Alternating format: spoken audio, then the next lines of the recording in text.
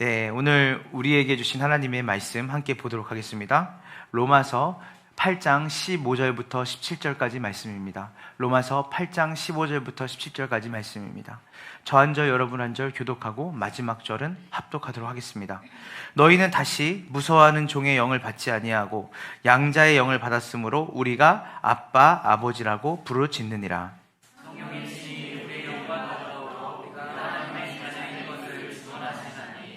합독할게요. 자녀이면 또한 상속자 곧 하나님의 상속자요 그리스도와 함께한 상속자니 우리가 그와 함께 영광을 받기 위하여 고난도 함께 받아야 할 것이니라. 아멘. 예, 오늘 하나님의 자녀라고 하는 제목을 가지고 여러분과 함께 주일 말씀을 나누도록 하겠습니다. 서울대학교 명예교수인 송봉호 교수는 2011년 초반에 한국복음주의 학회에서 한국 문학을 진단하면서 한국 문학의 주요한 특징이 있는데 그것은 유교와 샤머니즘 아래 형성된 문화가 한국 문화라는 거예요. 유교와 샤머니즘. 그래서 여기서 두 가지 특징을 얘기했습니다. 첫 번째 특징은 한국의 문화 안에 특별히 이 종교성을 무시할 수 없는데 그 종교성에 두 가지 특징이 있는데 첫 번째는 뭐냐면 신과의 인격적인 관계의 부재라는 거예요. 기본적으로 유교적 샤머니즘에는 세상을 창조하고 역사를 운행하는 인격적인 신이 존재하지 않아요. 다양한 초월적 신적 존재가 있지만 깊은 인격적인 관계를 맺지 않는다는 것이죠. 그래서 우리가 일방적으로 무엇을 구하거나 일방적으로 뭔가 듣거나 그리고 서로 소통 없이 우리가 그 초월자의 힘을 이용하거나 그 초월자가 우리를 억압하고 군림하는 건 있지만 사실 인격적인 관계가 없는 것이 우리 한국 문화 안에 특별히 종교 안에 가지고 있는 특징이라고 했어요. 신적 존재가 있지만 깊은 인격적 관계를 맺지 않는 것이죠. 두 번째 특징은 무엇이냐면 내세 세상의 부재입니다.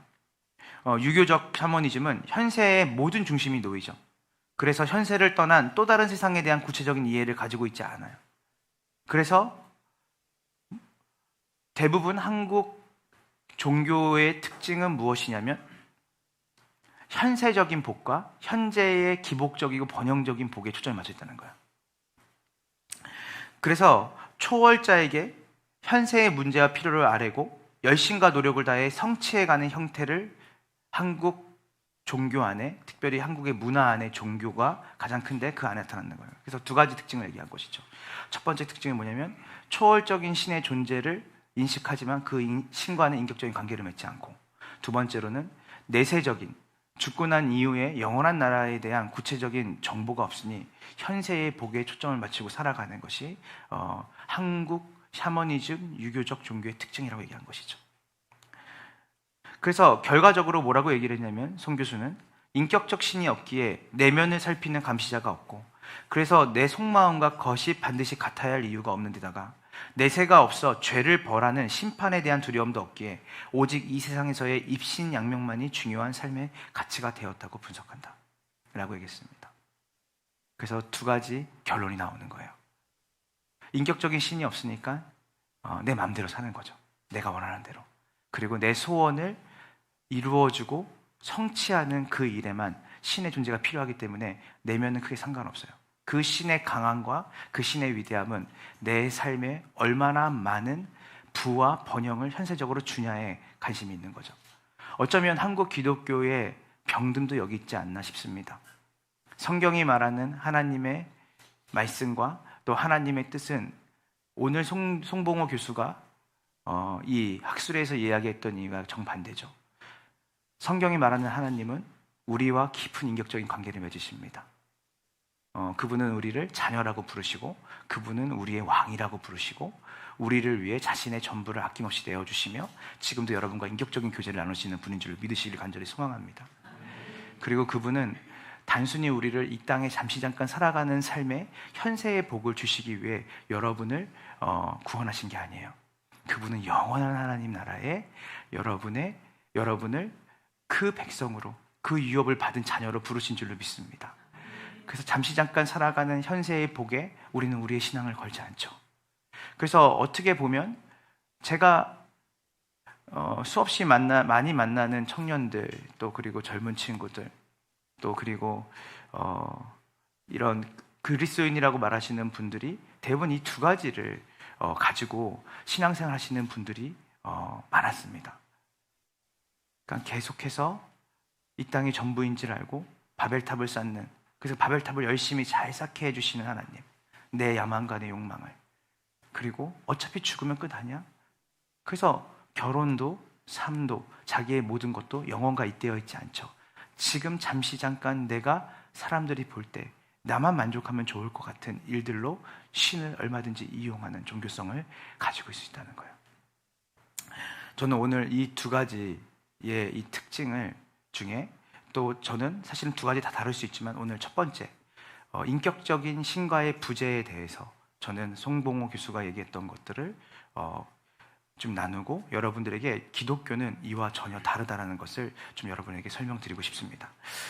여러분, 예수를 믿는다는 것, 그리고 우리가 신앙생활을 한다는 것, 기독교 신앙을 갖고 신앙생활을 한다는 것은 우리의 정체성이 바뀌는 것입니다. 뭐라고요? 우리의 정체성이 바뀌는 거예요. 우리 에베소서 1장 5절을 한번 다 같이 보겠습니다. 에베소서 1장 5절입니다. 다 같이 우리 합독할게요. 준비 시작. 그 기쁘신 뜻대로 예정하사 예수 그리스도를 말미암아 자기의 아들들이 되게 하셨으니. 자, 여러분, 그 기쁘신 뜻대로 우리를 예정하사 누구로 말미암아? 예수 그리스도. 여러분, 예수 그리스도를 믿으시죠? 그분을 말미암아 우리를 하나님의 뭐가 되게 하신 거예요? 아들들이 되게 하신 거예요. 아들들. 그래서 여러분의 정체성은 이제는 뭐가 된 거죠? 예수를 믿는다면 여러분들은 아까 말했던 것처럼 인격적인 교제가 전혀 없이 내 소원과 내 만족을 위해 그 신에게 기대는 것이 아니라, 또한 그 신은 여러분에게 막강한 힘과 초월적인 힘을 가지고 여러분을 어뷰즈, 여러분을 남용하고 학대하는 신이 아니라, 이제는 여러분이 누가 된 것이죠? 아들이 된 거예요. 딸이 된 거예요. 자녀가 된 거예요. 이 정체성이 여러분에게 생긴 것이죠. 여러분, 고대 유대 사회에서는요, 이름은 곧 뭐였죠? 자신의 정체성이었어요. 그래서 그 이름을, 아무개야 그 이름을 부르면 그 이름은 단순히 그 아이의 존재를 호칭하는 걸 넘어서 그 아이의 전부를 그 이름에 넣어서 총체적으로 통합적으로 그 아이를 나타내는 것이었거든요. 그래서 여러분, 우리가 잘 아는 아브라함이라는 분이 있습니다. 아브라함.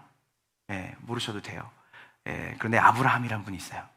근데 이분은 원래 이름은 아브라함이 아니었어요. 뭐였죠? 아브람이었어요. 이게 뭔 차이야? 그렇죠? 이러신 분도 있을 거예요. 아브람이나 아브라함이나 뭐 우리에겐 별 상관없다고 생각하지만 유대사에서는 큰 의미가 있었어요. 아브람이요. 아브람. 그러니까 하나님을 아브람이 인격적으로 만나고 그분과의 관계를 맺기 전에는 그의 이름은 뭐였어요? 아브람이었어요. 아브람도 좋은 이름입니다. 따라해보세요. 큰아버지, 존귀한 아버지. 그래서 아브람 그러면 아브람은 큰아버지야, 존귀한 아버지야. 그런데 그가 하나님을 만나고 하나님이 그의 이름을 뭘로 바꾸셨죠? 아브라함으로 바꾸셨어요. 이거는 아브라함이 스스로 자기의 이름을 개명한 게 아니라 누가 그의 이름을 바꿔주신 거예요? 하나님이 바꿔주신 거예요. 아브라함으로. 아브라함의 뜻은 뭐냐면요, 모든 민족의 아버지란 뜻이에요. 여러분, 이건 전혀 다른 의미예요. 그러니까 내가 한 가정에서 큰아버지, 존귀한 아버지야, 모든 민족과 모든 나라에 너가 아비로서 살았으면 좋겠다라는 것은, 아브라함이 그 이름을 자기가 하나님께 받은 그 순간에 그의 정체성은 뭐가 된 거냐면 모든 민족과 모든 나라의 아비로 살게 된 거예요. 자, 우리 볼까요? 창세기 17장 5절입니다. 우리 다 같이 볼게요. 준비 시작. 일부러는 내 이름을 아브라함이라 하지 아니하고 아브라함이라 하리니 이는 내가 너를 여러 민족의 아버지가 되게. 자, 그래서 아브람을 아브라함으로 뭐 하신 거예요? 격상시켜 주신 거예요. 자, 여러분, 예수님의 제자들 중에서 특심 있는 제자가 있었어요. 이 제자의 이름은 뭐죠? 베드로예요. 베드로. 근데요, 베드로는요, 원래 처음부터 이름이 베드로가 아니었죠? 자, 우리 한번 볼까요? 요한복음 1장 42절입니다. 준비 시작. 데리고 예수께로 오니 예수께서 보시고 이르시되 요한의 아들 시몬이니 장차 게바라 하리라 하시니라. 게바는 번역하면 베드로라. 원래 누구의 아들 시몬이에요? 요한의 아들 시몬인데 누가요? 예수님이 이제 너를 뭐로 하리라? 게바라 하리라. 근데 이 게바, 이 베드로라고 하는 뜻은 뭘까요? 반석이란 뜻이에요. 반석. 반석. 너가 반석이 될 거야. 너가 반석같이 될 거야. 너가 진짜 모든 악한 권세와 모든 환경이 너를 뒤흔들더라도 너는 나의 몸으로, 너는 나의 지체로, 너는 나를 드러내는 든든한 반석처럼 대표적인 사람으로 살게 될 거야.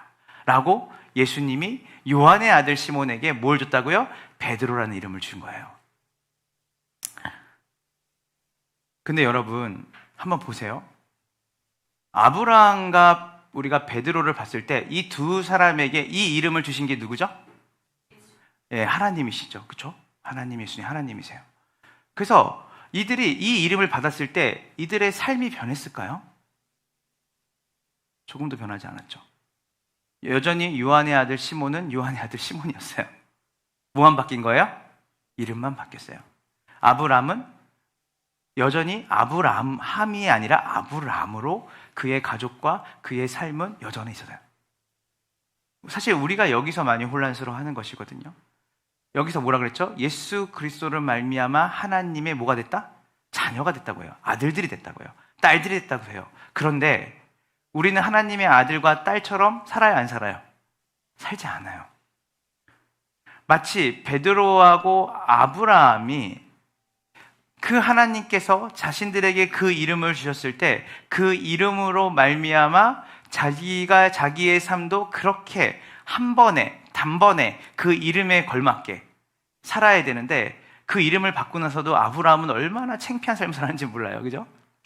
여기 잘하는 것처럼 막 하나님이 하지 말라는 거 계속하고 하나님 믿지 못하고 신뢰하지 못하고 얼마나 뺑뺑 돌아요. 뭐 열방의 아버지 떠나서 뭐 한 아버지의 아비로서도 제대로 살지 못해서. 베드로는 어땠어요? 야, 네가 이제부터 베드로가 게바 반석이 될 거야, 베드로야. 근데 베드로가 예수님 몇 번 부인했죠? 3번 부인했어요. 그리고 얼마나 예수님의 마음을 아프게 했던 제자인지 몰라요. 반석은커녕 모래 같았죠, 모래. 네 이름은 앞으로 모래를 하겠다. 그러면 뭐 내가 모래 같은 사람이니까. 근데 이름은 베드로야.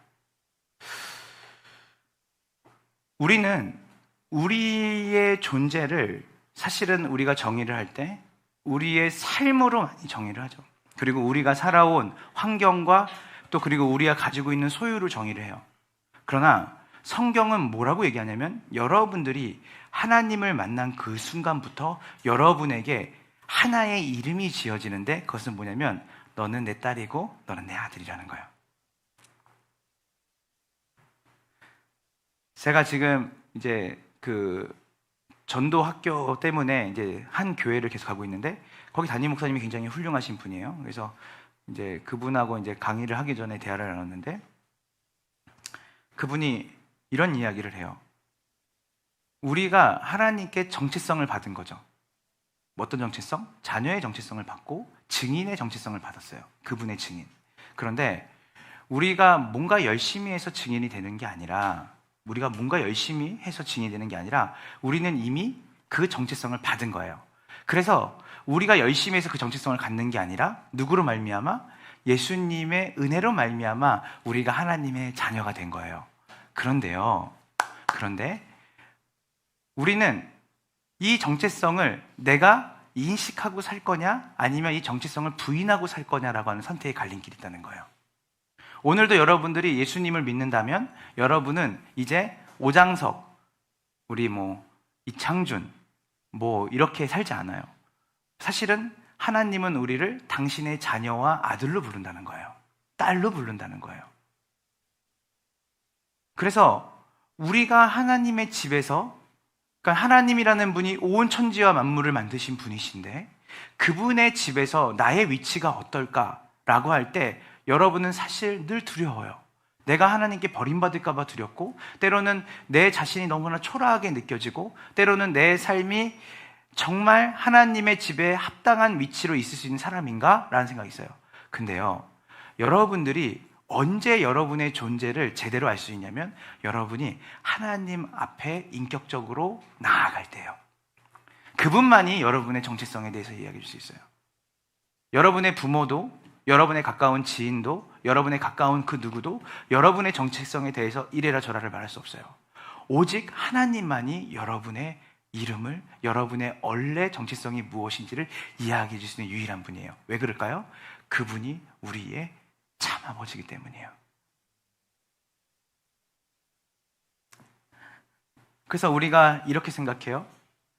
하나님께서 지금 있는 내 모습을 만드셨어. 아니요. 하나님께서는요, 우리를 우울한 나로, 교만한 나로, 두려움에 떠는 나로, 이기적인 나로 만드시지 않았어요. 하나님이 사람을 원래 만드실 때 뭐라고 말씀하셨죠? 보시기에 심히 좋았더라. 우울한 여러분을 보면서 보시기에 심히 좋은데, 이기적인 여러분을 보면서 보시기에 심히 좋은데, 교만한 나를 보면서 보시기에 심히 좋은데, 남을 비방하고 수군거리고 그리고 내 이익과 유익을 위해서 온갖 물불 안 가리는 그 삶을 보면서 하나님 보시기에 심히 좋았더라 하지 않았어요. 하나님이 여러분을 우울하게 만드시지 않으셨어요. 하나님이 여러분을 이기적으로 만드시지 않으셨어요. 하나님이 여러분을 두려움에 떠는 존재를 만드시지 않았고 트라우마 속에 살게 만드시지 않으셨어요. 하나님은 여러분을 하나님 안에서 자녀의 권세로 하나님의 가장 가까운 동역자로 하나님은 여러분을 지으셨고 만드셨어요. 거기에 여러분의 정체성이 있는 거예요. 그래서 사랑이, 기쁨이, 선우, 이제 우리가 이제 기도를 할 때 늘 하나님 그 이름대로 아이가 자라나게 해주세요. 사랑이는 사랑을 많이 주게 해주시고, 기쁨이는 주변 사람에게 기쁨을 많이 주게 해주세요. 선우는 주변 친구들과 좋은 벗이 될 수 있게, 선우 이름이 좋은 친구란 뜻이거든요. 그래서 아이들 기도해 줄 때마다, 기회가 있을 때마다 항상 그 이름을 가지고 기도해 주거든요. 사랑을 주고 사랑을 받는 아이 되게 해주시고, 기쁨을 주고 기쁨을 받는 아이 되게 해주시고, 그리고 좋은 친구가 먼저 되고 또 좋은 친구를 얻는 아이가 되게 해주세요. 그 이름 그대로 얘기를 해주는데, 어느 날 사랑이가 어릴 때죠, 지금보다 슬픈 얼굴로 제게 물었어요. 아빠, 저는 제 이름이 사랑인데 왜 나는 동생들을 사랑하는 마음보다 미워하는 마음이 더 많을까요? 안 그러고 싶은데. 말은 정말 잘하죠. 안 그러고 싶은데 이름이 사랑이, 자기들 아는 거죠. 자기가 사랑인데 동생들을 더 사랑하고 싶은데 그 이름대로 사랑하지 못한다는 거예요. 우리가 그 마음이죠. 근데 그때마다 제가 사랑이한테 하는 말은, 사랑이는 정말 동생들을 사랑하는 누나가 될 거야. 그리고 사랑이는 정말 동생들을 또 그리고 주변 사람들에게 사랑을 주는 아이로 클 거야. 왜냐하면 그 이름을 넘어서 너는 하나님의 성품으로 만들어진 아이니까. 그 확신이 부모에게 있기 소망합니다. 그 확신이 여러분 자신에게 있기 소망해요. 그래서 우리가 주님이 그리스도 안에서 주시는 우리의 새로운 정체성은, 여러분이 이전까지는 들어본 적도 없고 나에 대해서, 그리고 이전까지도 내가 그런 존재가 되었다라는 것, 그리고 지금도 그 의미가 통하지 않는 것 같은 하나님의 사랑하는 딸이요 하나님의 사랑하는 아들이라는 것. 여러분들이 이것이 굉장히 낯설고 여러분에게는 와닿지 않을 수 있지만, 하나님은 끊임없이 여러분들에게 인격적으로, 여러분이 기도의 자리에, 말씀의 자리에 나아갈 때마다 하나님 말씀하신다는 거예요. 이는 내 사랑하는 아들이다. 이는 내 사랑하는 딸이다. 여러분의 삶과 상관없이 그분이 여러분의 신분을, 여러분의 정체성을 그분의 자녀로 바꾸셨어요. 그것이 은혜예요. 그런데요, 하나님이 어떠신 분이시죠? 하나님은 포기하지 않으신 분이에요. 우리 부모들은 포기해요. 얘가 공부머리가 아니니까 보다 포기해. 얘가 사실 외모로는 아닌가 보다. 예전에 저희 어머니가 저한테 배용준보다 잘생겼다고. 태양사신기 있을 때, 태양사신기 아세요? 예전에 그 드라마 했을 때 우리 어머니께서 다른 연예인은 별로 안 좋아해요. 배용준을 좋아하시더라고요. 그 배역이죠. 근데 항상 배용준 멋있다고. 근데 어머니, 제가 멋있어요, 배용준이 멋있어요? 네가 100배 잘생겼지. 네. 네. 그런데 제가 그 말을 믿었을까요? 안 믿었죠. 안 믿었죠. 그런데 이상하게 묘하게 배용준과 제가 좀 약간 라이벌 의식이 생기더라고요. 예. 예. 유머 아닙니다. 예. 근데 어머니가 저한테 너는 엄마가 볼 때 가장 잘생겼다, 엄마가. 아닌 거 알죠, 제가. 그런데 그 어머니의 말이 듣기 싫지 않더라고요.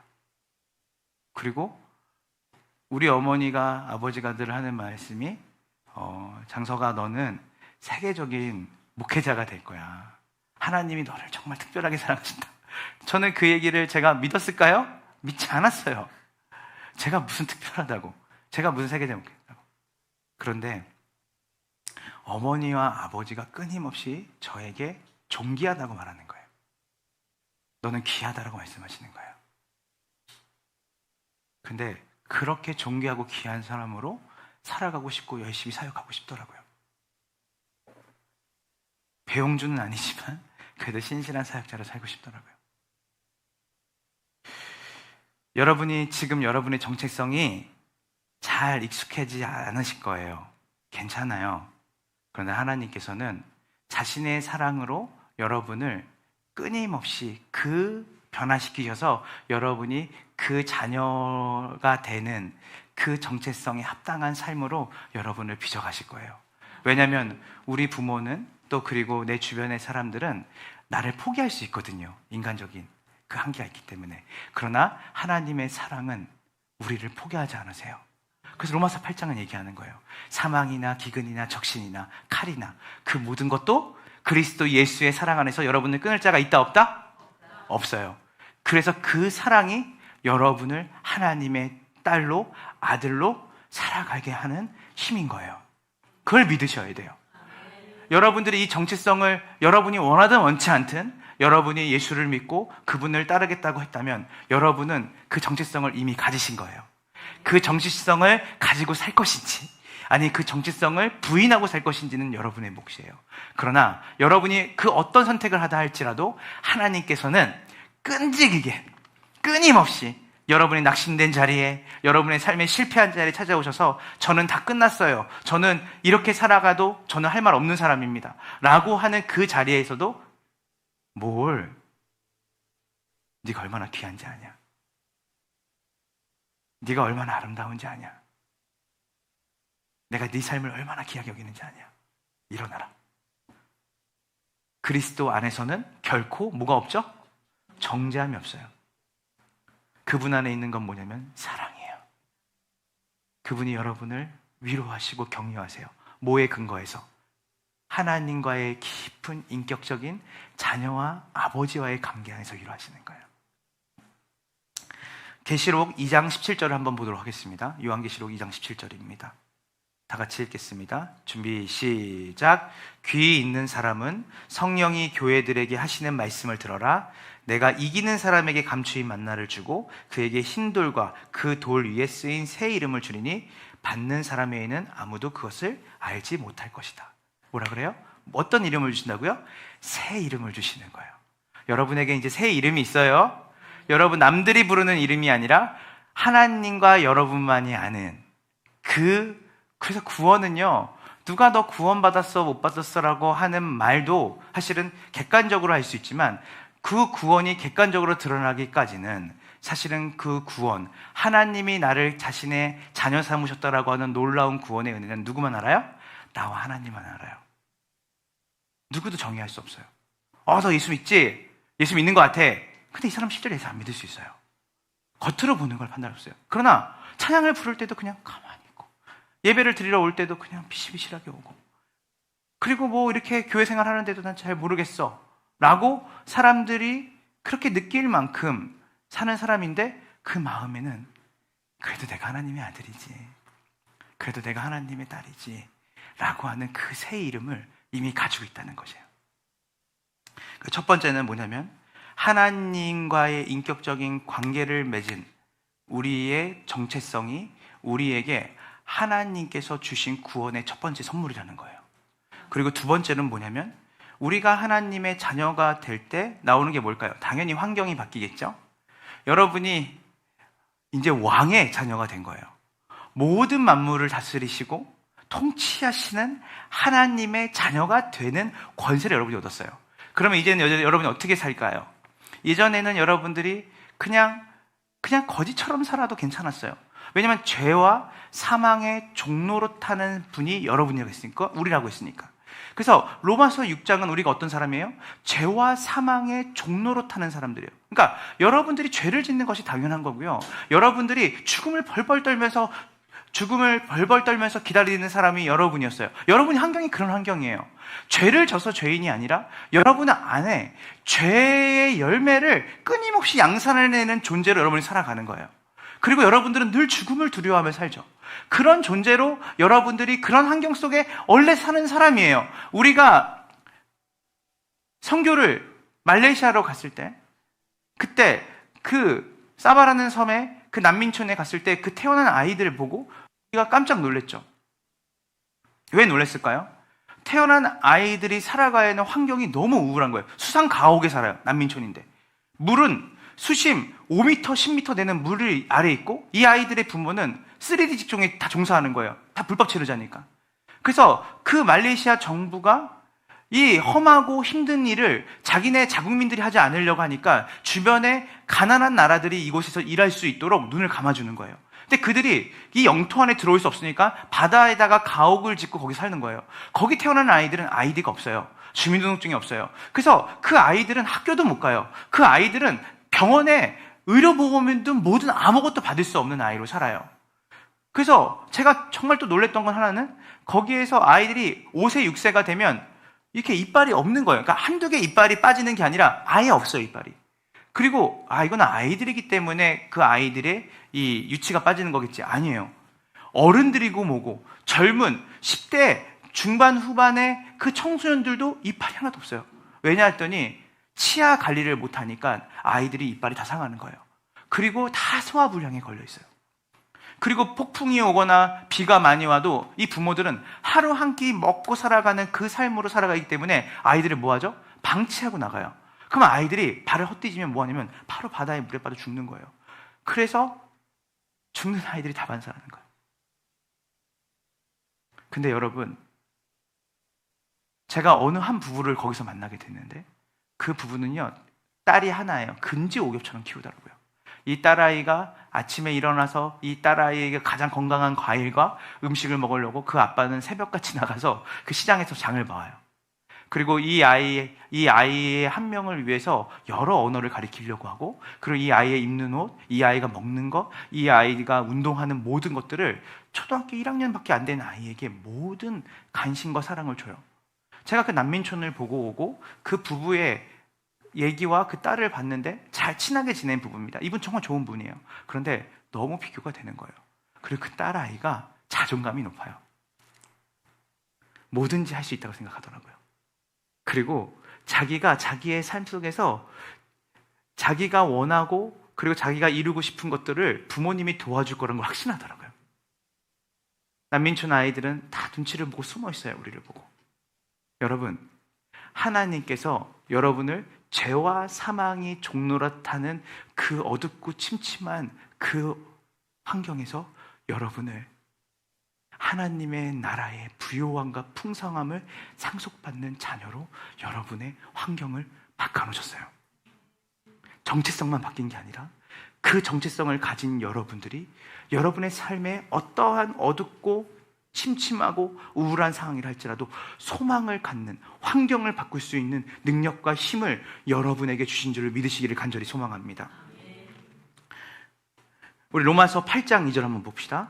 다 같이 볼게요. 준비 시작. 이는 그리스도 예수 안에 있는 생명의 성령의 법이 죄와 사망의 법에서, 이제 여러분의 환경이 바뀌었어요, 안 바뀌었어요?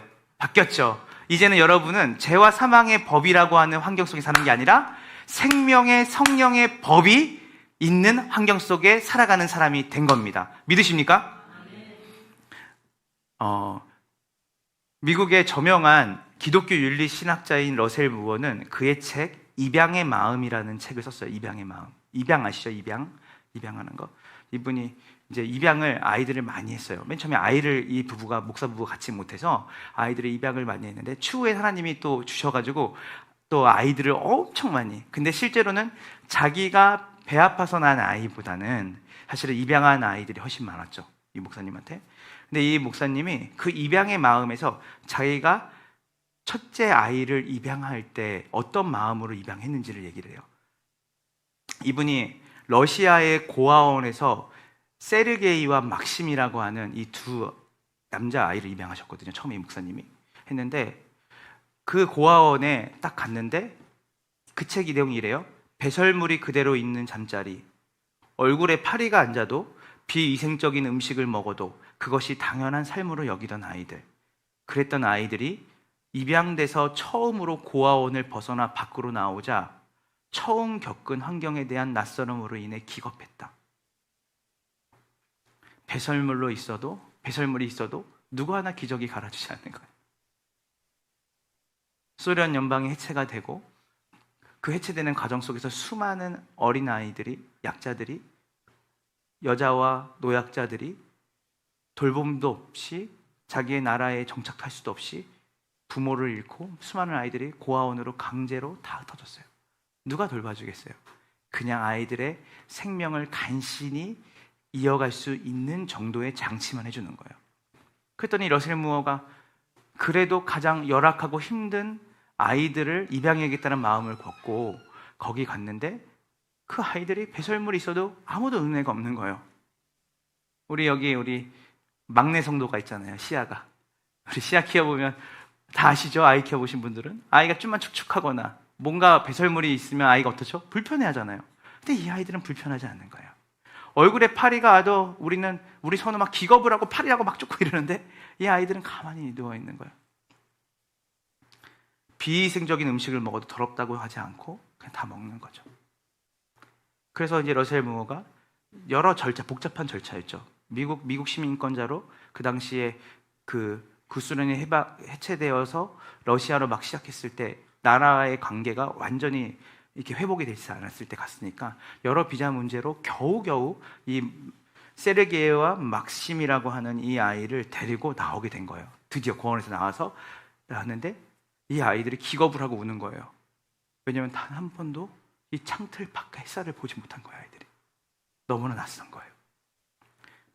기준점이 바뀐 거죠. 이제 뭐예요? 고아원에서, 그 척박한 고아원에서 목회자다운 목회자 러셀 무어의 집에 자녀로 받아들여진 거예요. 이 아이들이 막 우니까 밖에 나와서 차에 실려서 깨끗한 옷을 입고 이렇게 러셀 무어와 그 아내가 이렇게 안아주니까 이 아이들이 막 기겁을 하고 우는 거예요. 밀쳐내려고 하고 막. 근데 이때 러셀 무어가 그 아이들한테 이렇게 얘기를 했대요. 너희가 있던 장소는 최악의 장소잖아. 너는 아직 널 기다리고 있는 게 무엇인지 네가 몰라서 그래. 집에 가면 너를 사랑하는 엄마 아빠가 있고 할아버지 할머니가 있고 사촌들과 놀이 친구들과 맥도날드, 해피밀도 있단다. 근데 하지만 아이들이 아는 거란 건 고아원에 있는 불결한 장난감, 불결한 음식밖에 없어요. 그것이 그 아이들에게 기준점이었어요. 거기가 집이었죠. 그런데 이 아이들은 이제 새로운 가족을 얻게 된 거예요. 이 아이들은 이제 새로운 소망으로 나가는 거예요. 여기 계신 성도님들 중에 예수를 믿는다는 것은 단순히 종교행위가 아닙니다. 교회를 오가는 게 아니에요. 여러분들이 오늘 뜨겁게 찬양을 부르는 게 아니에요. 정말 여러분이 예수를 믿는다는 건 뭐냐면 여러분의 정체성과 여러분이 환경이 변했다는 것을 아는 거예요. 낯설죠? 나 같은 사람에게 소망이 있을까? 나 같은 사람이 기쁨과 찬양을 품고 살아가는 사람이 될 수 있을까? 이렇게 우울한 가정에서 자란 내가, 이렇게 가난 속에서 찌들어 살았던 내가, 늘 분열과 늘 관계의 아픔 속에서 신음하는 내가 저렇게 살아갈 수 있을까? 이 막신과 세르게이와 같은 마음이죠, 여러분들이. 너무 낯선 거예요. 그런데 여러분, 그 낯설함이 익숙함으로 바뀌게 하나님이 하실 거고 여러분들은 그 정체성으로 멋지게 살아가셔야 되는 거예요. 이제는 여러분이 살아가는 삶은 생명의 성령의 법이 다스리시는 그 나라에 살아가는 사람이 된 거예요. 여전히 환경은 우울할 수 있어요. 여전히 사람들이 볼 때 낙심되는 상황일 수 있어요. 그러나 그것을 보는 관점이 여러분에게 바뀌기 시작한 거예요.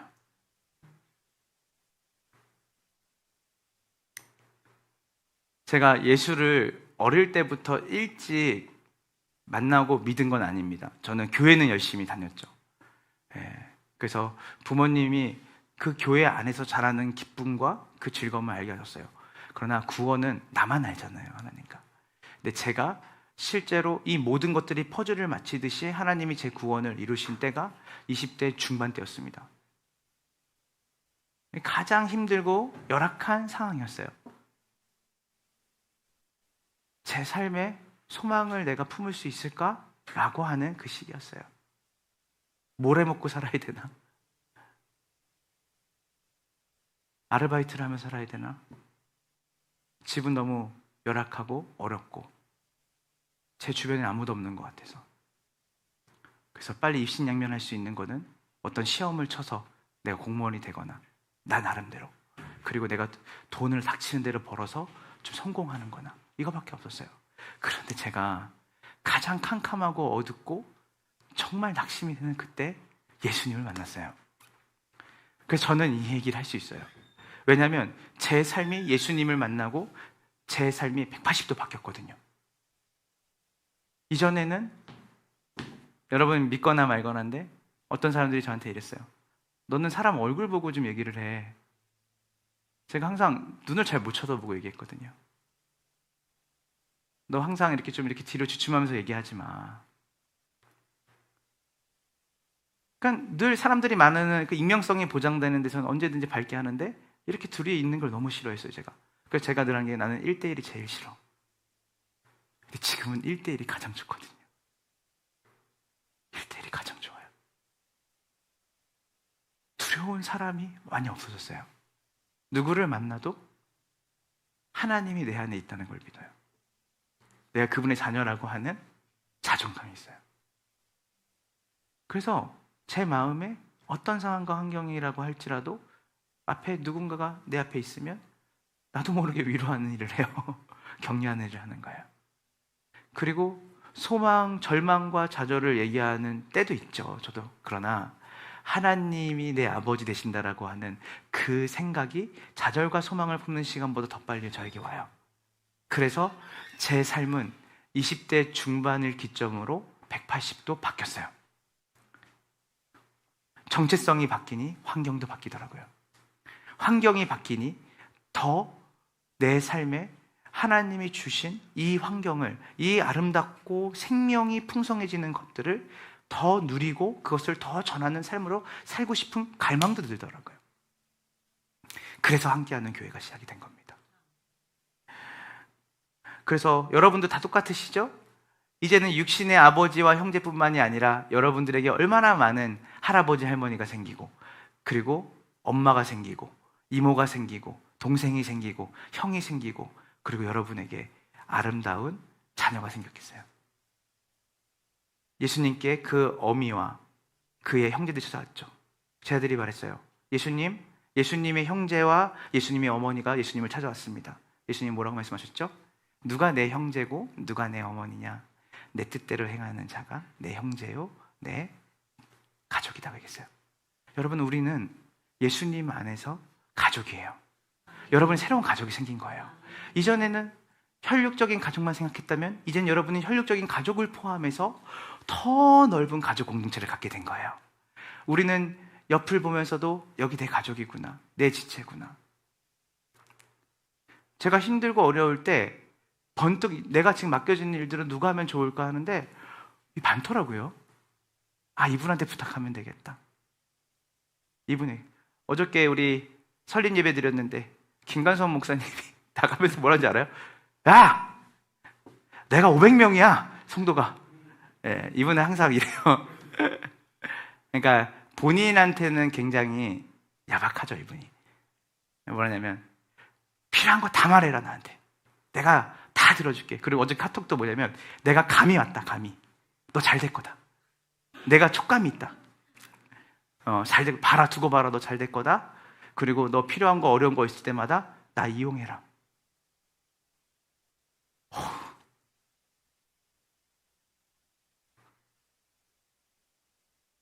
눈물이 나더라고요. 어제 밤 11시 40분에 카톡을 하는데 제 가족이에요. 제 형이죠. 우리 간사님들, 여기 있는 분들이 새로운 형제가 된 거예요. 새로운 가족이 된 거예요. 우리가. 여러분이 이것을 받아들이셔야 돼요. 이젠 여러분은 이전처럼 혼자 아무도 나를 돌봐주는 사람 없이 살아가는 정체성을 가지고 환경하는 사람이 아니라 이제는 여러분은 더할 나위 없는 하나님 나라의 친형제와 친부모와 그리고 친자녀를 여러분들이 선물로 받은 거예요. 이게 바로 교회입니다. 우리는 이 길을 가야 돼요. 우리는 이게 익숙지 않을 수 있어요. 낯설 수 있어요. 이 세르기아 막심이 낯설어서 온 것처럼 여전히 우리는 불신하고 여전히 우리는 우리 정체성을 흔드는 마귀의 유혹에 빠지게 될 거예요. 그럼에도 불구하고 하나님은 우리를 인격적인 자리로 초청하셔서 여러분에게 여러분의 환경과 여러분의 정체성과 여러분의 삶에 어떤 가족들이 생겼는지를 늘 얘기해 주실 거예요. 믿으십니까? 우리 에베소서 18장 1장 18절 19절 한번 읽겠습니다. 준비 시작. 그가 여러분의 마음 눈을 밝게 하셔서, 에베소서 1장 18절부터 19절입니다. 그가 여러분의 마음 눈을 밝게 하셔서 하나님의 부르심의 소망이 무엇이며 성도 가운데 있는 하나님의 유업의 영광의 풍성함이 무엇이며 하나님의 쉼의 능력의 역사하심을 따라 믿는 우리를 위해 베푸신 하나님의 지극히 크신 권능이 어떠한지 여러분으로 하여금 알게 하시기를 기도합니다. 이 에베소 1장 18절 19절은 뭐예요? 여러분에게 주신 하나님의 크신 능력과 그 부요하신가 하나님의 유업의 영광의 풍성함이 무엇인지를 여러분이 알기 원합니다 라고 누가 기도한 거예요? 바울이 에베소에 있는 교회를 위해 기도한 거예요. 저는 여러분들이 이 하나님이 여러분에게 주신 풍성하고 부요한 하나님의 유업과 기업을 여러분의 눈이 밝아져서 깨닫게 되는 역사가 있기를 간절히 소망합니다. 러셀 무어가 그 아이들에게 나지막히 이렇게 한마디 했다고 해요. 책에서. 너희가 고아원을 그리워할 일은 없을 거야. 제가 얼마나 울었는지 몰라요. 너희가 더 이상, 애기들이죠. 3살밖에 안 돼요. 너희가 더 이상 그 고아원을 그리워하는 일은 절대 없을 거야. 하나님께서 여러분에게 말씀하세요. 너희가 더 이상 예수 바깥에 있었던 그 삶, 이전에 그 죄와 사망이 종로로 타고 거기에 법이 다스리는 그 나라에 이기적으로 나만을 위해 살고 내 것, 그리고 그것을 내가 책임지고 이거 내가 안 하면 안 될 것 같은 수없는 상처를 주고 받고 내 것을 지키고 돌보고 내가 모든 힘을 동원해서 나를 높이는 그 자리에서 이제는 너희가 의와 평강의 나라로 더 이상 너의 인생을 너가 책임지는 구조가 아니라 하나님의 아들로서 그 하나님을 의존하고 그 하나님이 가장 선하고 안전하고 옳은 길로 인도할 것이라는 확실한 든든한 반석과 같은 그분을 신뢰하는 삶으로 살아가는. 여러분 예수 믿는 거 후회하시나요? 여러분 만약 예수 믿는 걸 후회하신다면 여러분이 복음을 너무 단편적으로 알아서 그래요. 예수를 안다는 것은 그분과 깊은 인격적인 관계, 그분의 자녀가 되는 권세를 얻게 되는 것이에요.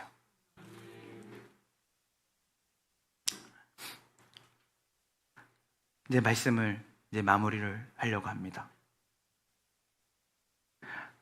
여러분은 이제 여러분이 하나님의 자녀가 됐다라고 하는 그 정체성을 가진다는 것은, 그리고 이제 여러분의 환경이 죄와 사망의 법에서 여러분의 환경이 바뀌어서 생명의 성령이 법이 작동하는 곳으로 여러분 환경이 바뀌었다면, 이것을 여러분들에게 한 문장으로 얘기한다면 이렇게 말할 수 있습니다. 나를 온전하게 수용하시고 나를 사랑하시는 존재를 인식하는 삶이에요.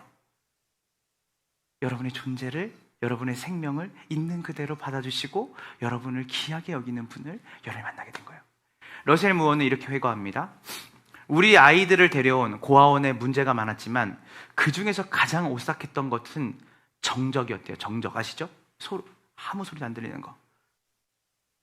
그 고아원에 들어갔을 때 소름 끼치게 침묵에 쌓여 있었다. 방마다 침대마다 아기들로 초만원인데 국회 도서관보다 더 조용했다. 아기들은 울지 않았다. 어차피 울어봐야 아무도 대꾸하지 않으니 울음을 그친 것이다. 그런데 입양 절차를 위해서 1차 고아원 방문을 마치고 고아원 문을 나서던 때 입양하려고 조금씩 함께 시간을 보내고 있었던 아이가 우리가 나가려고 하니 자신의 침대에 빠져나오려고 애쓰다가 나자빠져 우르는 일이 있었다. 고아원 담당자들은 당황했다. 이런 일은 처음입니다.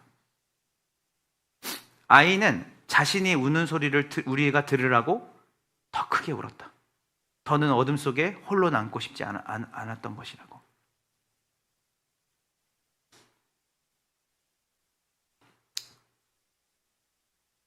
여러분이 울어도 되는 분이 생긴 거예요. 나이가 이제 40이 넘어가니까 이마를 대고 울 수 있는 존재가 많지 않더라고요. 근데 어떤 분이 이렇게더라고요. 예수를 만나서 가장 좋은 게 뭐냐 제가 물었더니 이분도 저랑 나이 비슷한 연배인데 이분이 이러더라고요. 아버지라고 부를 수 있고 그리고 내 존재를 있는 그대로 받아주고 마음껏 울 수 있는 대상이 있어서 행복했대요. 여러분이 모든 걸 아세요. 사람은 아무리 가까운 사람도 여러분의 존재 자체를 받아주지 못해요. 육신의 아비와 어미는 좋으신 분들이에요. 그러나 그분들은 우리의 전부를 일거수일투족 우리와 붙어서 계시는 분이 아니에요. 그분들은 전지하지 않으세요. 전능하지 않으세요. 그러나 하나님은 여러분이 어디에 아파하고 무엇 때문에 고민하고 어릴 때대로 힘들죠. 나이가 들면 어깨의 책임감과 무게감 때문에 짓눌리죠. 그런데 그 무거운 짐을 내어놓을 수 있는 아버지가 계신 거예요. 참 신기하죠? 우리 어머니가 연세가 70이신데 아버지가 우리 어머니에게도 하나님은 아버지더라고요. 나에게도 아버지인데 여러분에게도 아버지가 되시나요? 그것이 얼마나 복된 일이에요. 여러분이 나아가서 여러분이 더 들리도록 울 수 있는 존재, 내 거를 절제하고 누르고 살아가는 그 사람들 사이에 살아가는 것이 아니라 여러분의 존재를 전적으로 내어 던질 수 있는 분이 계시다는 거예요. 이것도 여러분의 선택사항이에요. 여러분들이 그 존재께 나아갈 것인지 그걸 부정하고 살 것인지. 사람은 대안이 되지 않아요. 오직 하나님만이 여러분의 아픔과 고통과 슬픔을 다 아세요. 그래서 시편의 기자가 그 얘기를 한 거예요. 하나님이 나의 피난처가 되신다. 로마서 8장 26절을 함께 우리 읽도록 하겠습니다. 로마서 8장 26절입니다. 준비 시작. 성령께서도 우리의 연약함을 도와주십니다. 우리는 마땅히 무엇을 기도해야 할지 알지 못하지만 오직 성령께서는 친히 말로 할 수 없는 탄식으로 우리를 위해 간구하십니다. 자, 성령께서는 우리의 뭘 도와주신다고요? 연약함을 도와주세요. 그리고 우리가 마땅히 기도할 바를 알지 못한다. 사실 여기에 가장 중요한 건 뭐냐면 기도할 바를 알지 못한다는 게 여러분이 어떤 간구를 해야 될지를 모르겠다는 의미가 아닙니다. 여러분의 신분이 뭔지를 여러분이 몰라요. 여러분의 정체성이 뭔지 모르니까 어떻게 기도를 해야 될지 모르겠어요. 저분에게 합당한 기도가 뭘까? 나는 어떻게 기도를 해야 될까? 내가 왜 그러지 아세요, 여러분? 모든 세상의 신들은 뭘 중요시 여기냐면요, 그 신들, 사람이 만든 신들에게는 예법이 중요해요. 모든 신들에게는 절차가 있어요.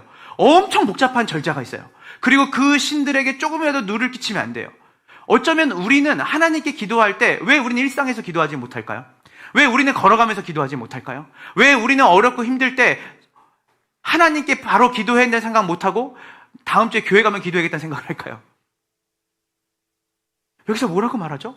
말할 수 없는 탄식으로 우리를 위해 기도를 간구하시는데요. 이 로마서 8장은 아래로부터 하향식을 읽으면 안 되고 상에서 하로 내려가면 안 되고 하에서 위로 올라가야 돼요.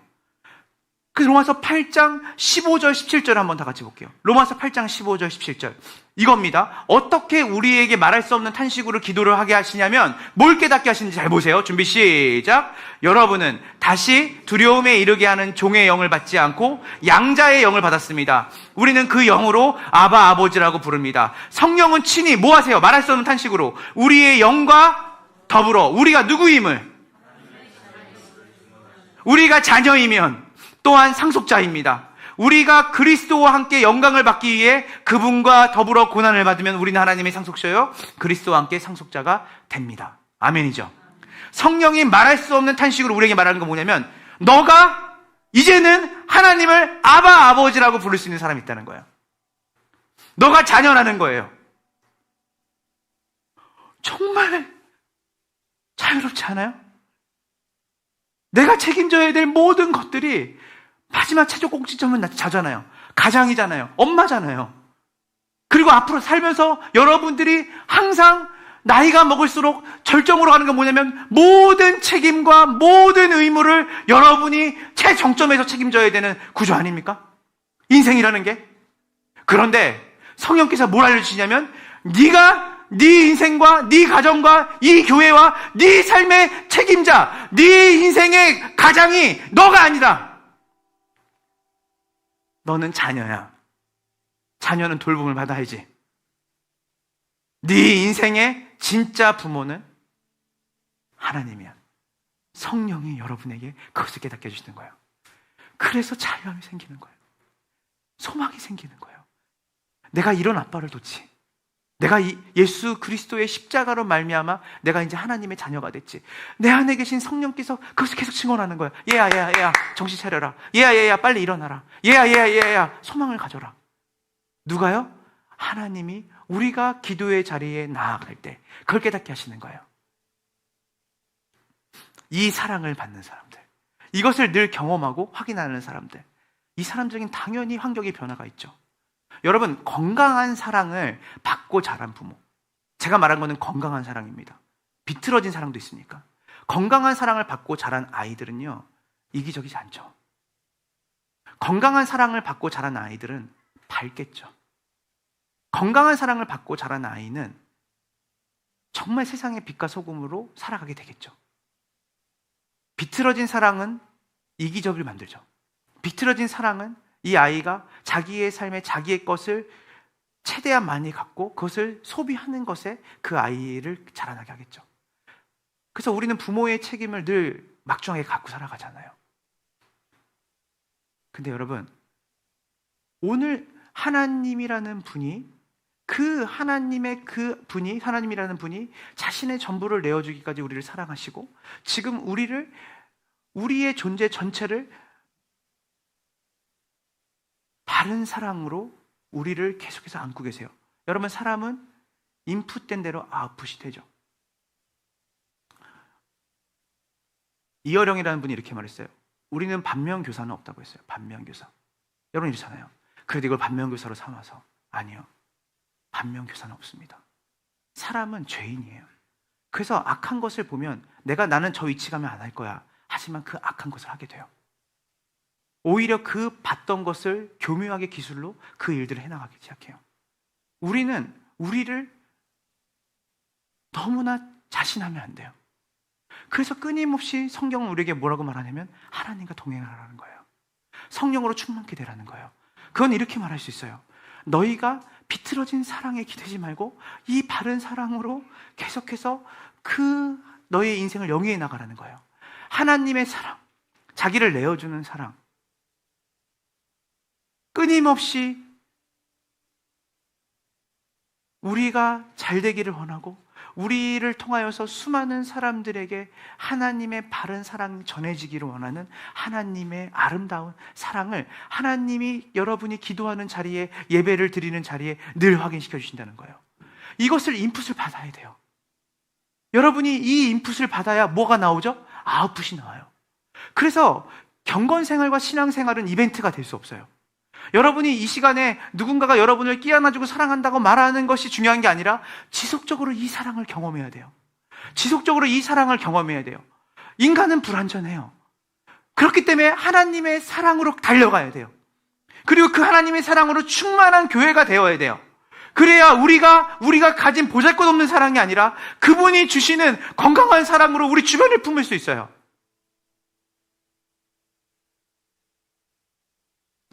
그 사랑을 경험한 사람이 어떤 사람이 살 수 있죠? 하나님의 사랑으로 세상을 품는 것이에요. 그래서 우리의 존재, 나의 정체성을 깨닫는 것과 내가 어떻게 살아야 되는 건지는 다 연결되어 있는 겁니다. 나는 왜 이렇게 무기력할까? 나는 왜 이렇게 내 이웃을 사랑하지 못할까? 한때는 그랬죠. 어떨 때요? 여러분이 하나님의 사랑을 인풋을 받을 때는 그렇게 할 수 있어요. 근데 요즘은 내가 왜 그렇게 누가 툭만 건드려도 예민하고 신경질 나지? 내가 요즘은 누가 툭 이렇게 해도 왜 나는 운전하다가 참질 못하지? 분노를 절제하지 못하지? 왜 나는 특별하지 않은 일인데도 나는 이렇지? 과거에는 그렇지 않았던 일들이 여러분은 이런 거예요. 여러분, 그게 환경이 아니에요. 왜냐하면 우리는 이미 환경을 바꿀 수 있는 정체성이 된 거예요. 중요한 건 뭐냐면 여러분들에게 이 인풋이 어느 순간 사라진 거예요. 이 사랑,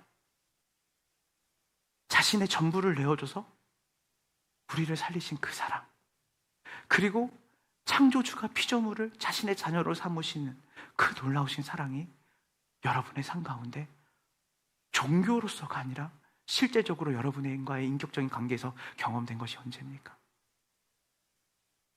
증상 치유로 가면 안 돼요. 증상이 아니에요. 근원 치유로 가야 돼요.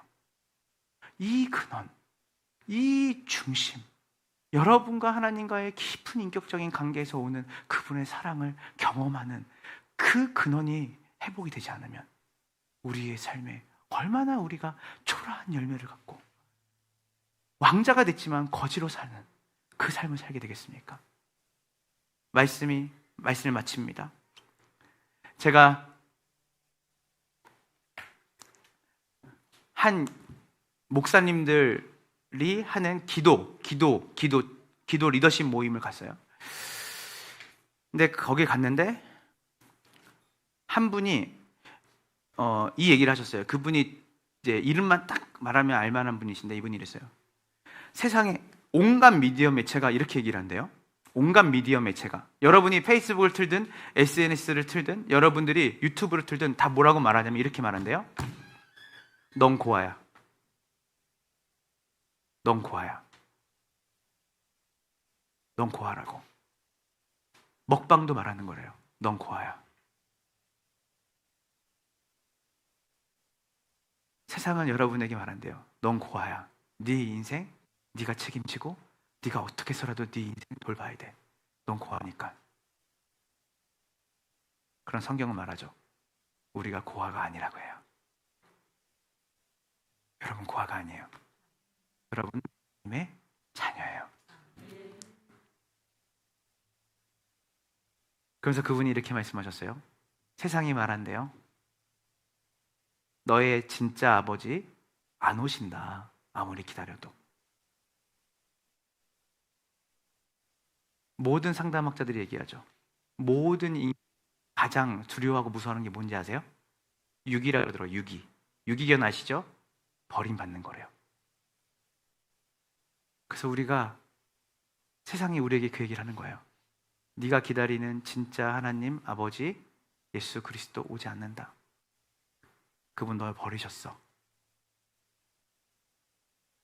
여러분 그 소리가 여러분에게 너무 많이 들렸죠? 그리고 여러분 고아라는 얘기를 너무 많이 들으셨잖아요. 지금 당장 밖에 나가도 다 여러분 고아라 그러잖아요. 그런데 성경은 뭐라고 말하냐면 세상 끝날까지 내가 너와 함께 있겠다. 제가 좋아하는 이사야서 말씀. 젖을 먹이는 어미가 그 젖먹이 아이를 잊겠느냐. 내가 너를 단 한시도 잊지 않는다. 하나님이 여러분을 단 한 번도 떠나지 않고 하나님이 여러분을 단 한 번도 당신의 생각에서 여러분을 외면하신 적이 없으세요. 그분의 머리에는 항상 여러분에 대한 생각으로 가득하세요. 그 진짜 아버지, 그 자녀가 되는 권세와 그 사랑을 받은 자로 여러분이 한 주 동안 그 사랑을 아웃풋하는 사람으로 사는 것을 결정하지 마시고 여러분들이 인풋이 되면 아웃풋이 나오니까 여러분이 그 사랑에 여러분의 정체성을 이미 받았다는 것을 여러분이 기억하고 그분과의 인격적인 관계로 더 깊이 들어가 마음껏 우시고, 그럼 마음껏 웃으시고, 여러분들이 엎드려서 펑펑 우신 적이 언제죠? 가장 위대한 기도가 뭔지 아세요? 어버버래요. 어버버. 방언을 얘기하는 게 아니에요. 하나님, 제가 얼마나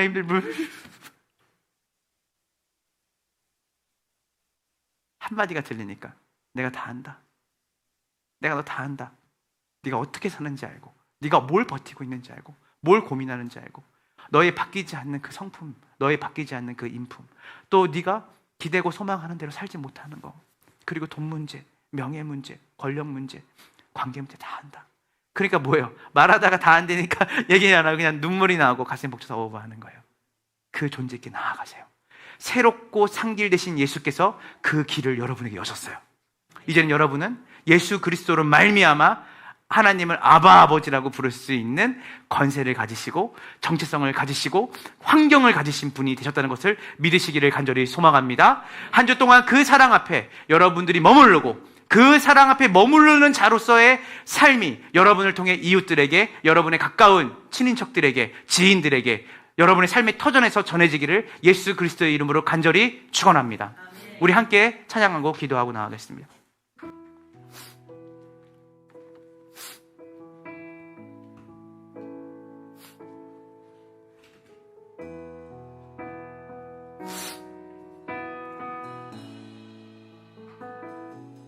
하나님은 나를 만드신 분, 나를 가장 많이 알고 계시며, 하나님은 나를 만드신 분, 나를 가장 깊이 이해하신단다. 하나님은 나를 지키시는 분, 나를 절대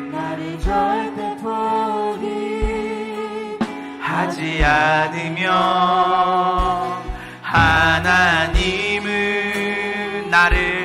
나를 지키시는 분, 나를 쉬지 않고 지켜보신단다. 하나님은 나를 원하시죠. 여러분을 원하세요. 나를 원하시는 분, 이 세상 그 무엇 사랑을 해보면 아시잖아요. 하나님은 나를 원하시는 분, 나와 같이 있고 싶어 하신단다. 하나님은 지금 이 시간에도 나를 인도하는 분, 때로는 광야에서도 폭풍 중에도 하나님은 나를 아버지시니까 그분은 우리를 푸른 초장으로 인도하신단다. 그의 생각 셀 수 없고, 그의 자비 무궁하며, 그의 성실 날마다 새롭고, 그의 사랑 끝이 없단다. 주는 내 맘을 고치시고 볼 수 없는 상처 만지시네. 나를 아시고 나를 이해하시네. 나를 아시고 나를 이해하시네. 내 영혼 새롭게 세우시네. 주는 내 맘을 고치시고 고치시고 주는 내 마음을 고치시고 볼 수 없는 상처 만지시네. 나를 아시고 나를 이해하시죠. 나를 아시고 나를 이해하시네.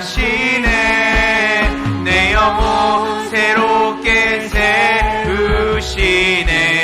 그의 생각 셀 수 없고 그의 자비 무궁하며 그의 성실 날마다 새롭고 그의 사랑 끝이 없단다. 우리 목소리로만 그의 생각 셀 수 없고 그의 자비 무궁하며 그의 성실 날마다 새롭고 그의 사랑 끝이 없단다. 우리 시간 다 같이 눈을 감을까요? 주님이 여러분을 종교로 초대하신 게 아니라 생명으로 초대하셨어요. 너가 고아가 아니다. 너가 내 자녀다.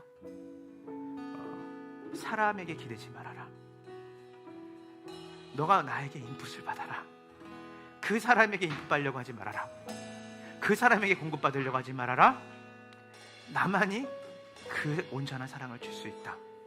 하나님, 오늘 이 시간 머리는 커지고 아는 것은 많아지는데 점점 우리의 삶에 의지할 대상은 사라지는 게 어찌 일입니까? 하나님, 오늘 이 시간에 우리가 함께 나아가기 원합니다. 우리가 하나님의 자녀된 권세를 얻었습니다. 주님, 우리가 그 칙칙하고 어두운 고아원에 살았던 사람입니다. 하나님, 그런데 이제 우리의 환경이 바뀌었습니다. 저는 이제 고아가 아니라 러셀 무어의 자녀로 세르게이와 막심이 바뀌었던 것처럼 오늘 저는 하나님의 자녀입니다. 마귀가 말합니다. 네가 하나님의 자녀라고? 네가 뭔데? 네 생각을 좀 해봐. 네가 낙심되는 네 환경을 봐봐. 아니, 나는 나의 정체성이 바뀌었어. 이제는 내 삶의 가장과 내 삶의 리더는 내가 아니야. Follow me. 너가 앞장서지 말아라. 너 따라와라. 내가 너를 인도하겠다. 내가 너를 이끌겠다. 두려워하지 말아라. 놀라지 말아라. 네 자녀 내가 키우겠다. 네 부모 내가 책임지겠다. 네 교회 내가 책임지겠다. 네 학업, 네 미래 네게 아니다. 너가 내 자녀지 않냐. 내가 너를 인도하겠다. 두려워하지 말아라. 놀라지 말아라. 강건해라. 굳세라. 내가 너와 함께함이라. 젖먹이를 가진 아이의 엄마가 그 아이를 잊겠느냐? 내가 너를 그렇게 생각한다. 너는 나를 떠났지만 내가 너를 종이토록 너를 향해 손을 벌리고 있다. 오늘 그 하나님께 제가 나아갑니다.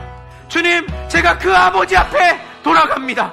그 아버지의 자녀로서 내 삶을 다시 시작하는 오늘 이 시간이 되기 원합니다. 어둠을 넘어 빛을 보게 하시고 절망을 넘어 소망을 바라보게 하시고 교만하고 우울하고 낙심되는 자리를 떨쳐 일어나 소망과 기대와 겸손한 사랑으로 나아가는 자로 보시기에 심히 좋았더라 말씀하셨던 그 존재로 살아가는 우리가 되게 하셨습니다. 하나님, 그것을 바라보고 나아가는 이 복된 주일 되게 하여 주시옵소서. 내가 하나님의 자녀입니다. 하나님의 소유입니다. 하나님의 사랑을 받은 자입니다. 하나님, 그런 자녀의 정체성으로 살아가는 이번 한 주가 되게 해달라고 우리 시다 같이 주여 일청 기도하며 주께 나아갑시다. 주여. 하나님, 그렇습니다. 하나님 두렵고 무섭습니다. 우리의 삶에 하나님, 모든 것이 처음인 것 투성이고 모든 것이 한 번도 내려보지 않은 하루가 또 오늘 시작이 되고 내일 시작이 될 것입니다. 하나님, 예수를 닮아가야 되는데 점점 후퇴하는 것 같습니다. 그래서 행위에 집중합니다. 그러나 하나님, 오늘 복음을 말합니다. 그리스도 사랑 안에서 우리를 끊을 자가 없습니다. 그 사랑을 깊이 바라보라 합니다. 증상 치유가 아니라 우리의 근원이, 우리의 존재가 하나님 앞에 나아가게 하소서. 그분의 사랑 안에 머물게 하소서. 하나님, 우리 안에 하나님의 사랑, 하나님의 자녀됨이 풍성하게 경험되어지는 일상의 경건이 있게 하여 주시옵소서. 아버지, 힘듭니다. 아버지, 지칩니다. 아버지, 우리 안에 주님 앞에 온전히 나가 내 짐을 내어 맡길 수 있는 그 믿음과 신뢰, 예수 그리스도의 십자가를 통해 하나님이 여셨습니다. 그래서 오늘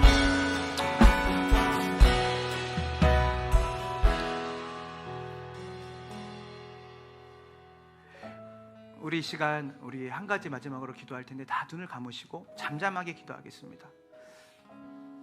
여러분, 주님이 멀리 계신 게 아니에요. 세상 끝날까지 함께 있겠다 하셨어요. 지금 여러분 안에 계시죠. 주님이 여러분을 다 알아요. 그분께 숨길 게 없어요. 여러분이 숨길 수 없어요. 다 아세요. 그래서 오늘 이 시간 잠잠하게, 하나님, 제가 두렵습니다. 무섭습니다. 정체성이 박힌 것도 알고 주님을 따라가고자 하는 마음도 생겼는데 여전히 두렵습니다. 기도는 그분을 기댐이에요. 기도는 기댐이고 기도는 의지예요. 오늘 이 시간 여러분과 하나님만 아는 은밀한 여러분의 그 고백, 그리고 여러분의 그 두려움과 여러분만의 힘듦, 지침, 여러분이 직분으로 나아가지 마시고 여러분의 이름으로 나아가지 마시고 여러분이 딸로 나아가시고 아들로 나아가셔서 여러분이 하나님 앞에 여러분의 그 모든 어려움과 고통과 아픔을 내어놓는 이 시간 되기 소망합니다. 다 같이 눈을 감고 잠잠하게 주님 앞에 기도로 나아갑시다. 하나님,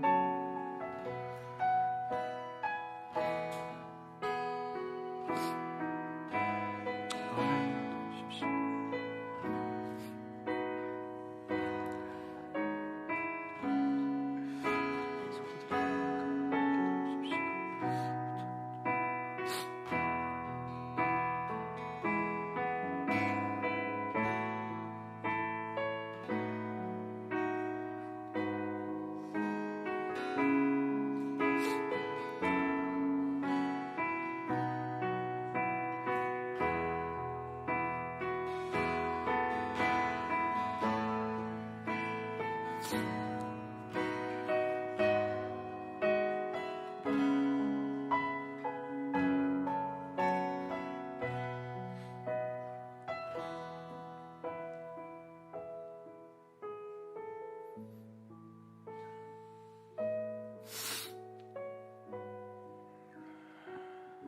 여러분은 다시 두려움에 이르게 하는 종의 영을 받지 않고 양자의 영을 받았습니다.